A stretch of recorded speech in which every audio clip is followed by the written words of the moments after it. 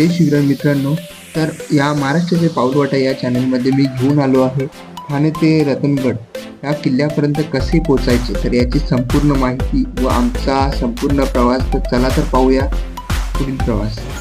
ठाणे ते कसाऱ्यापर्यंत ट्रेनचा प्रवास केल्यानंतर आम्ही या कसारा स्टेशनपासून अगदी जवळच असलेल्या घाटांदेवी मंदिरामध्ये पोहोचलो व तेथील मातेचे दर्शन घेतल्यानंतर व तेथील हा सुंदर असं भजन ऐकल्यानंतर आमचा हा पुढील प्रवास हा रतनगड ट्रॅकिंगसाठी झाला.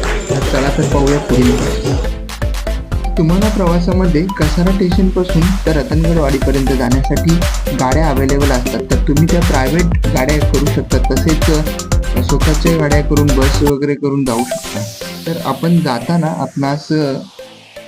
आपण अहमदनगर जिल्ह्यामध्ये पोहोचल्यावर आपणास पाहण्यास मिळते ते म्हणजे प्रवरा नदीवर वसलेले हे सुंदर असे विल्सन डॅम.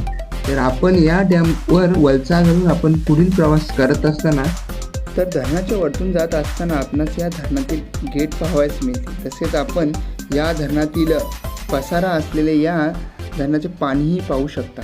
तसेच आपण पुढे जात असताना आपणास जाण्यासाठी एक गेट लागेल व त्या गेटमध्ये प्रथम आपणास पावती फाडावी लागेल. तर बाहेरील प्रवाशांसाठी 150 ते 200 रुपयाची पावती फाडावीच लागेल.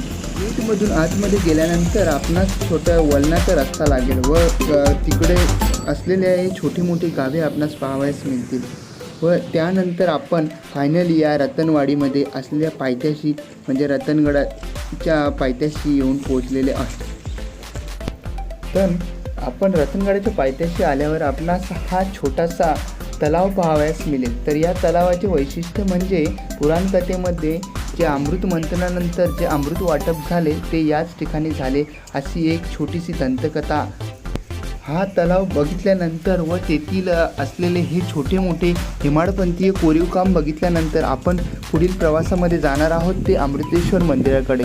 तर अमृतेश्वर मंदिर हे अगदी तलावापासून 2 ते 3 मिनिटं अंतरावर असलेल्या अमृतेश्वर मंदिराकडे. तर अमृतेश्वर मंदिरामध्ये पोहोचल्यानंतर आपण पाहू शकता की हे हेमाडपंथीय बांधकाम असलेले व कोरीवकाम केलेले हे अहमदनगर जिल्ह्यातील अकोले तालुक्यामधील रतनगडवाडीतील अमृतेश्वर मंदिर. तर अमृतेश्वर मंदिरातील हे कोरीवकाम आपण प्रवासा अगोदर आम्ही तिथे असलेल्या हॉटेलमध्ये जेवण केले. जय शिवराय मित्रांनो. आपल्या वाटसरू भटकंतीच्या सिरीजमध्ये आपण आता येऊन पोचलो आहोत किल्ले रतनगड. किल्ले रतनगडाचं वैशिष्ट्य म्हणजे आपण त्याला सह्याद्रीचा दागिना म्हणून ओळख आहे त्याची. हा एक ऐतिहासिक किल्ला आहे 400 वर्षापूर्वीचा, जो महाराज वापरत होते त्यावेळी. आता खूप काही ते आपण बघतो रील्समध्ये की रतनगड भरलाय. ॲक्च्युअलमध्ये काय आहे ते आपण वर जाऊन पाहणार आहोत. खूप आपल्याला थोडा ट्रेकिंग आहे, थोडा 1-2-2.5 तासाचा रस्ता आहे. तर पाहूया आपण कोणते आपण ॲडव्हेंचर बघूया तिथे कसं करता येईल. आपल्याबरोबर नेहमीच आपल्या वेगवेगळ्या गडकिल्ल्याचं आपण सर करताना नवीन आपल्याला ट्रेकिंग पार्टनर भेटतात. आजही आपल्याबरोबर 3 जण ॲड झालेले आहेत. त्यांची ओळख आपण तुम्हाला करून देऊच. पण सध्या तरी आपल्याबरोबर आहेत राम महाराज, रामकृष्ण हरी. आपलं नाव अनिकेत सर, आमचे कॅमेरामन संदीप सर उर्फ सँडी वाघोबा, आणि मी तुमचा होस्ट दोस्त मनीष. आपले 2 ट्रेकिंग पार्टनर पुढे गेलेत. खूप जोश दिसतो यांच्यामध्ये, तारुण्यपणाला थोडं लागेल असं जोश आहेत. त्यांचं वय पण आपण विचारणार आहोत किती आहे. तर चला पुढे विचारू. मित्रांनो, आज आपण आलो आहे ती रतनगडच्या ट्रॅकिंग. तर रतनगड हे नाव तुम्ही ऐकलं असेल, पण रतनगडचं विशेष म्हणजे काय, तर या किल्ल्यावर आल्यावर आपल्याला पावसाळ्यामध्ये आजूबाजूला रंगीबेरंगी फुले वगैरे बघायला भेटतात. तसंच रतनगड हा किल्ला शिवाजी महाराजांचा सर्वात प्रिय किल्ला होता. हा किल्ला शिवाजी महाराजांच्या अगोदर सुद्धा भरपूर राजांनी जिंकला होता. पण शिवाजी महाराजांनंतर म्हणजे 16व्या शतकाच्या नंतर हा किल्ला ब्रिटिशांनी जिंकला व ब्रिटिशांकडून पुन्हा राघोजी भांगरे या एका व्यक्तीने, म्हणजे व्यक्ती तर नाही म्हणू शकत, एक शौर्य योद्धा का त्याने हा किल्ला जिंकला. तर ह्या किल्ल्यावर वेगवेगळे राजे, त्याच्यामध्ये जव्हारचा राजा तर हा पण येऊन गेला. आता या किल्ल्याच्या आजूबाजूला आपल्याला भंडारा, तसेच प्रवरा नदी, विल्सन डॅम हे सर्व आपल्याला पाहायला भेटेल. तर आपण आल्यानंतर हा भंडारा म्हणजे अकोला तालुक्यातील म्हणजे अहमदनगर जिल्ह्यात तिथे हा एक छोटासा पण बघण्यासारखा किल्ला आहे. तर त्यावर छोटे मोठे मंदिरे आहेत, तर ते आपण पाहू शकणार आहेत. तर आपण आलो इथे, तर माझे मित्र अनिकेत, राम महाराज नमस्कार. व मनीष सर हे आहेत. तसेच माझे टीचर सुद्धा आलेले आहेत. तर ते पुढे गेलेले आहेत, ते आमच्या पुढे चालत आहेत ते. तर त्यांचा विशेष म्हणजे ते वयाने जास्त आहेत, पण त्यांच्या मनामध्ये ही जिद्द एवढी आहे की ते आम्हाला बोलले की आम्ही सुद्धा तुमच्यासोबत येतो. तर आम्ही त्यांनाही घेऊन आलो. म्हणजे इथे काय महत्त्वाचं आहे की विल पॉवर ही महत्त्वाची, की मनामध्ये जर असेल तर आपण कितीही मोठा किल्ला हा सहज चढू शकतो. तर चला तर आपण पाहूया आपला पुढचा हा. जय जय महाराष्ट्र माझा, गरजा महाराष्ट्र माझा. तर मित्रांनो, आपल्या महाराष्ट्रातील म्हणजे अतिशय प्रसिद्ध असं एक पर्यटनीय किंवा आपण म्हणू की ज्या ठिकाणी विविध प्रकारचे, विविध ठिकाणचे, विविध संस्कृतीचे लोक भंडारदरा धरण बघण्याकरता येतात, डॅम बघण्याकरता येतात. लोक सांदनदरी बघतात, त्यानंतर रांदा फॉल बघतात, रिव्हर्स वॉटरफॉल बघतात. परंतु हे सगळं बघत असताना एक निसर्गाच्या कुशीत दडलेला आणि तुमच्या आमच्या सर्वांचे म्हणजे ज्यांच्यामुळं आज आपण आहोत, ते आपल्या देवघरात ज्यांच्यामुळे देव आहेत, ते अखंड हिंदुस्थानाचे दैवत छत्रपती शिवाजी महाराज यांच्या पदस्पर्शाने पावन झालेला एक किल्ला अर्थात रतनगड हाही याच भंडारदरा धरणाच्या कुशीत वसलेला आहे. परंतु कित्येक लोक या किल्ल्याकडे येत नाहीत. भंडारदरा धरण बघून मागे जातात, परंतु या किल्ल्याकडे कित्येक लोक येत नाहीत. काही लोक या किल्ल्याकडे येतात, पण फक्त निसर्गाचं सानिध्य लाभावं म्हणून येतात. परंतु या किल्ल्यावरती महाराजांनी जो इतिहास घडवलाय, या किल्ल्याच्या कणाकणामध्ये महाराजांनी जो इतिहास रचलाय, साठवून ठेवलाय, तो इतिहास जाणण्याकरता आज कुणीतरी या किल्ल्यांकडे यायला पाहिजे. या किल्ल्यांचं संवर्धन व्हायला पाहिजे. ही सुद्धा एक काळाची गरज आहे. अतिशय निसर्गरम्य असा हा किल्ला आहे. म्हणजे बघा, तुम्ही किल्ल्याच्या पायथ्यापासून चालू केलं तर आपण किल्ला आता जिथपर्यंत आलोय ट्रेक करत, इथपर्यंत जेवढा वनस्पती दिसल्या तेवढ्या आपल्याला काहीतरी नैसर्गिक औषधी म्हणून दिसलेले आहे. तुम्ही बघा, प्रत्येक वनस्पतीचं काहीतरी वैशिष्ट्य आहे. अशा वैशिष्ट्यपूर्ण वनस्पती ह्या किल्ल्यावरती आहे. आपण सर्वांनी यावं, याचं ज्ञान मिळवावं. तुम्हाला ज्ञान नसेल, इथं गाईड मिळतात, तुम्ही ते गाईड पण घेऊ शकता. परंतु आपण जिंदगीमध्ये एकदा तरी या भंडारदऱ्याला आल्यानंतर या किल्ल्याची सब्बर करावी असं मला वाटतं. तुमचं काय मत आहे सर यावर? खरं तुम्ही बोलला ते अति योग्यच आहे. लोकांना पण या गडाविषयी थोडी माहिती हवी की तो हा थोडा दुर्मिळ असा बोलू पण शकत नाही की आता एक बऱ्यापैकी आपल्याला आजूबाजूला एक मस्तपैकी पर्यटन स्थळ भेटलं, पण साईडला लागूनच हा रतनगड म्हणजे खरंच एक बोलतात आशीर्वादच बोलायला लागेल रतनगडमधलं.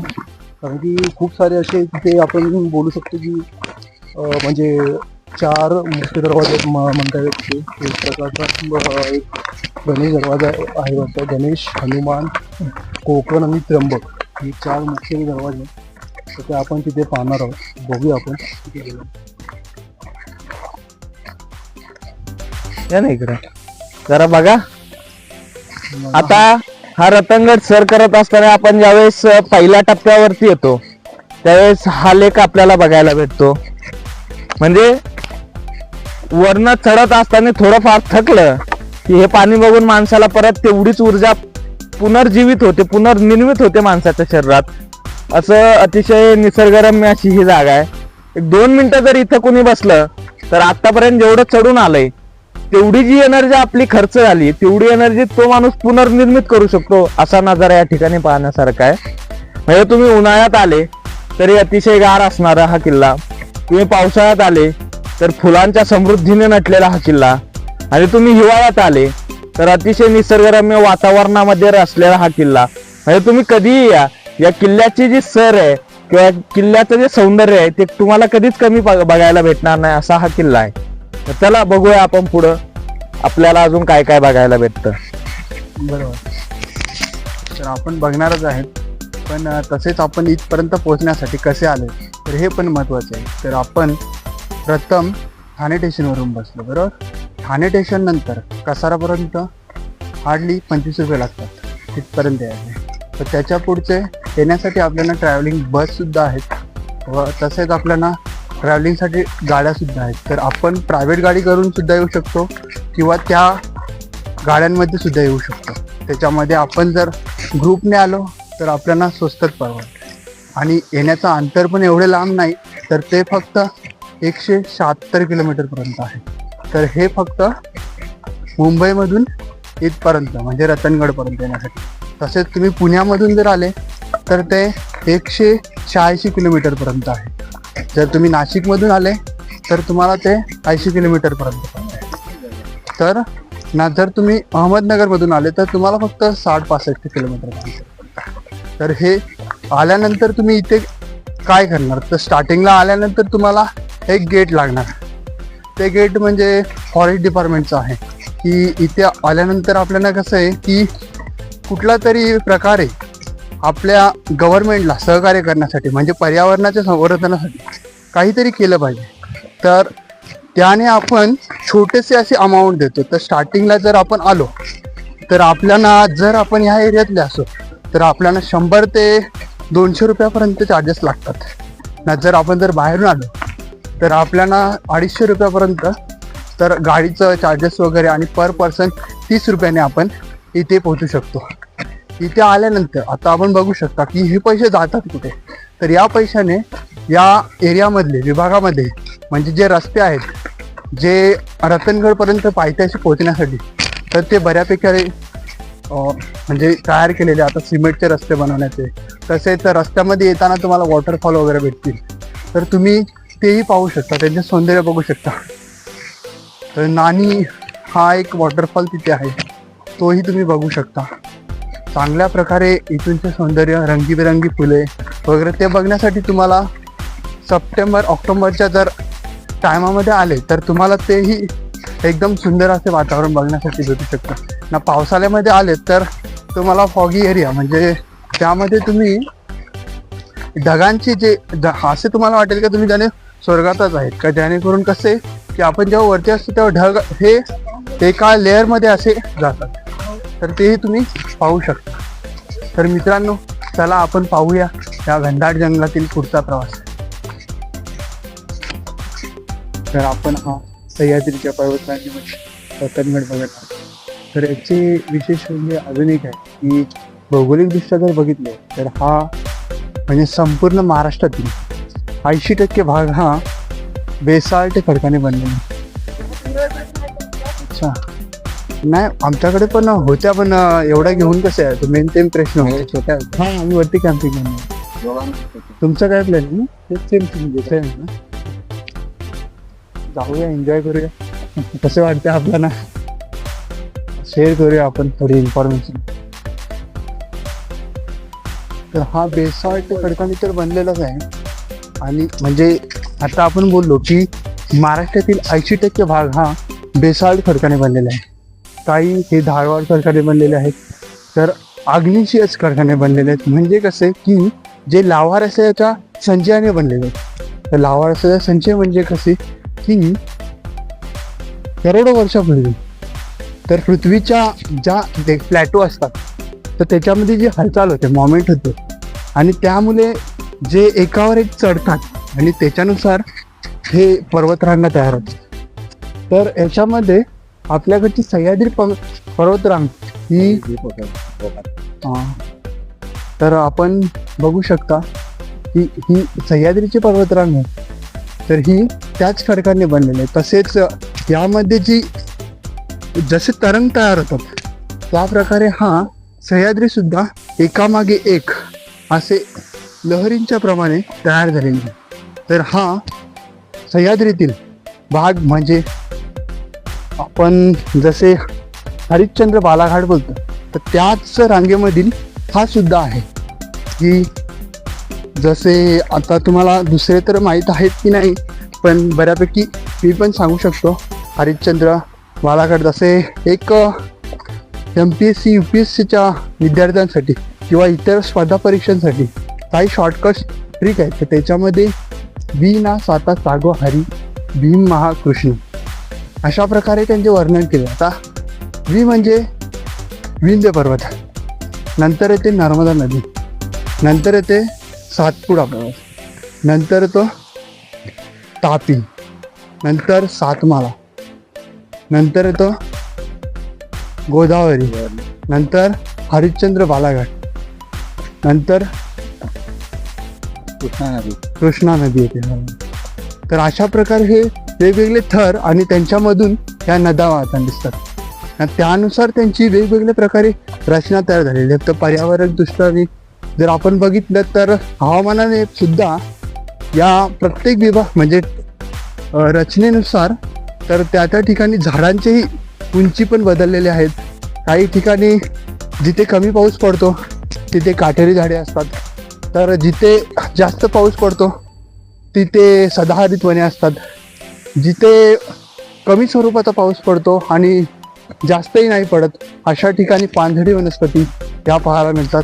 आणि जर आपण समुद्र सपाटीच्या जवळपास गेलो तर आपल्याला दलदलीच्या वनस्पती सुद्धा पाहायला मिळतात. तर या विभागामध्ये म्हणजे या रतनगडामध्ये आपल्याला काटेरी वनस्पती म्हणजे करवंद वगैरे तसेच जांभूल आणि एक आयुर्वेदिक वनस्पती म्हणजे आता माझ्या तरी पाहण्यामध्ये आली हिरडा. तर ही एक पोटदुख्यासाठी चांगल्या प्रकारे औषध आहे आणि हिची मागणी सुद्धा दुसऱ्या देशामध्ये सुद्धा आहे. तर आपणास अशा वनस्पतींची सुद्धा जतन करायची आहे. जरी तुम्ही या वनस्पतींचा वापर करत असाल ना, तुम्ही जर झाडे तोडून घेऊन जात असाल तरी पण त्यामध्ये तुम्ही एक काम करू शकता की त्याच्या फांद्या तोडून घेऊ शकता आणि ते झाड तसेच ठेवले तर पुढच्या पावसामध्ये या झाडामध्ये पुन्हा पालवी फुटून हे नैसर्गिक सौंदर्य हिरवेगार वगैरे आपल्याला हे निसर्ग पुन्हा अनुभवता येणार. तर चला तर आपण या निसर्गातील पुढचा प्रवास पाहूया. तर मित्रांनो, आतापर्यंत आपण फक्त 5% एवढाच फक्त आपण टप्पा पार केलेला आहे. तर आपण वाटेमध्ये हे लिंबू पाणी वगैरेचं कॅम्प लागलेलं वाटतं. तर आपण विचार अजून किती टाइम लागेल वरती यायला? 1.5 तास लागेल. आत्ता पाहिजे असं आहे. अच्छा, म्हणजे कालोख पडेलच आम्हाला. बरोबर, धन्यवाद.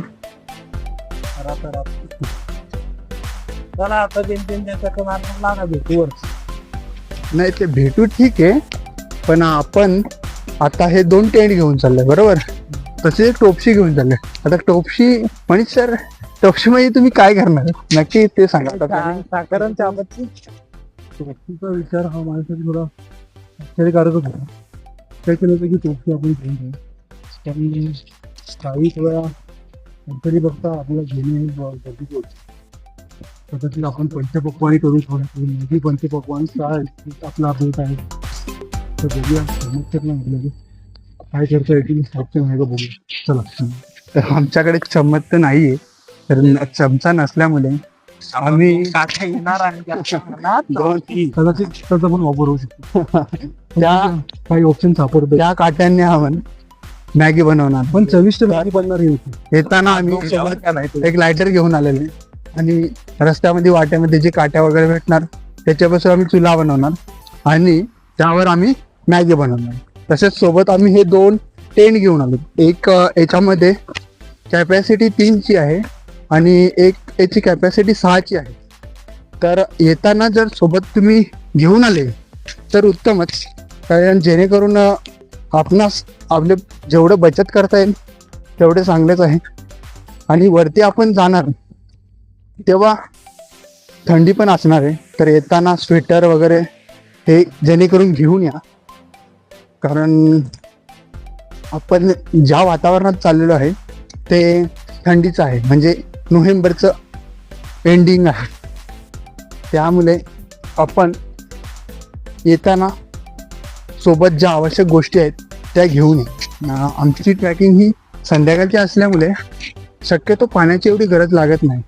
तरी पण तुम्ही जर आले तर तुम्ही सोबत इलेक्ट्रोलाइटची पुडी घेऊन येऊ शकता. जर ती तुम्ही जर पाण्यामध्ये टाकले तर तुमच्या आतील एनर्जी ही स्टोअर, म्हणजे जेणेकरून ती बॅलन्समध्ये राहणार आणि त्याचा फायदा तुम्हाला पुढे होणार, की जे चालताना तुम्हाला दम नाही लागणार आणि तुम्ही कमी पाणी यूज करून ऑलमोस्ट टॉपपर्यंत जाण्याचा प्रयत्न करू शकता. तर शक्यतो येताना पहिला टप्पा हा मोठा ठेवा, की जेणेकरून आपण लवकरात लवकर हा पार करण्याचा प्रयत्न करू. तर आता आपण थोड्या वेळा अगोदरच माहिती घेतली की अंदाज किती लागेल. तर आपल्याला ते काका बोलले की साधारणतः 1.5 तास लागेल.